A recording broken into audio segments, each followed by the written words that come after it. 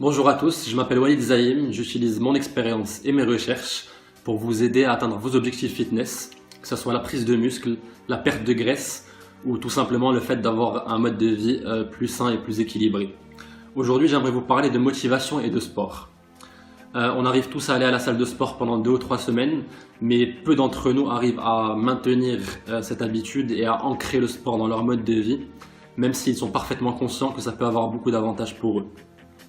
Le manque de motivation, la paresse, la procrastination prennent souvent le dessus sur nous et nous empêchent de faire des choses que nous savons que nous devrions faire dans le fitness comme dans tous les domaines de la vie d'ailleurs.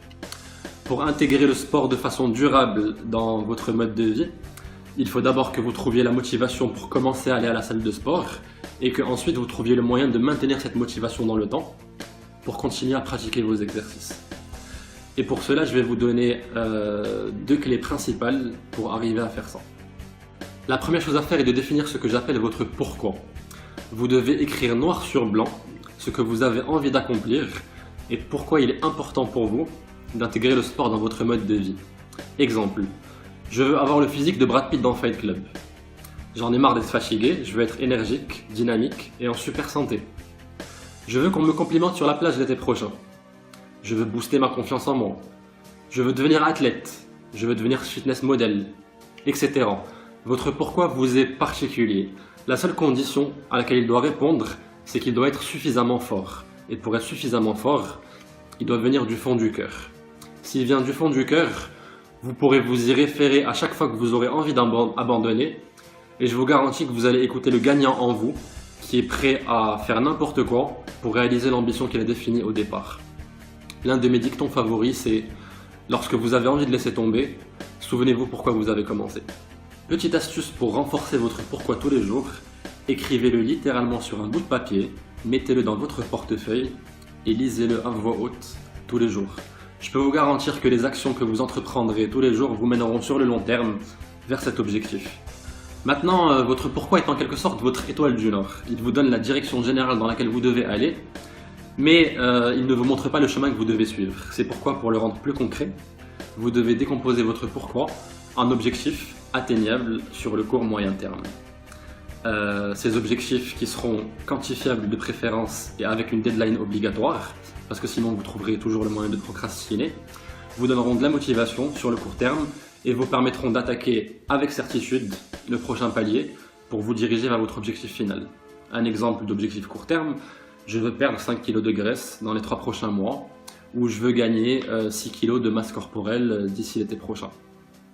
L'enchaînement de ces mini-objectifs donnera éventuellement le résultat de votre pourquoi. La deuxième clé pour se motiver et rester motivé, c'est d'utiliser votre subconscient à votre avantage. Nous sommes des créatures de l'habitude. 98% des choses que nous faisons durant une journée sont du ressort de l'habitude. Nous faisons les choses de façon automatique. C'est très rare quand nous faisons quelque chose de spontané que nous n'avons pas l'habitude de faire. Comme vous vous en doutez, il est beaucoup plus facile de prendre de mauvaises habitudes que de bonnes habitudes, pour la simple raison que les mauvaises habitudes ne demandent pas d'effort au départ. Mais la seule raison pour laquelle les gens n'arrivent pas à prendre de bonnes habitudes, c'est parce qu'ils ne tiennent pas suffisamment longtemps au départ. On est toujours déstabilisé au début par le fait de devoir prendre des décisions qu'on juge difficiles et qu'on n'a pas forcément envie de prendre. Mais si on tient suffisamment longtemps dans cette démarche, le subconscient va prendre le dessus à un moment donné et va commencer à nous aider dans le fait de passer à l'action. Si vous arrivez à aller à la salle de sport en utilisant votre pourquoi pendant une durée suffisamment longue, vous commencerez à le faire finalement de façon automatique. Et la bonne nouvelle, c'est qu'il a été prouvé scientifiquement qu'il faut une durée de 2 à 3 mois d'une action répétitive pour que ça devienne une habitude. Et je peux vous garantir qu'une fois que ça sera devenu une habitude, vous vous dirigerez de façon automatique et beaucoup plus facile vers votre objectif final. Je vais finir cette vidéo par un autre de mes dictons favoris. C'est la motivation qui vous fait commencer, mais c'est l'habitude qui vous fait persévérer. Voilà les amis, j'espère que vous avez apprécié cette vidéo. Je vous dis à bientôt pour la prochaine et je vous souhaite une très bonne fin de week-end. C'était Walid Zaïm.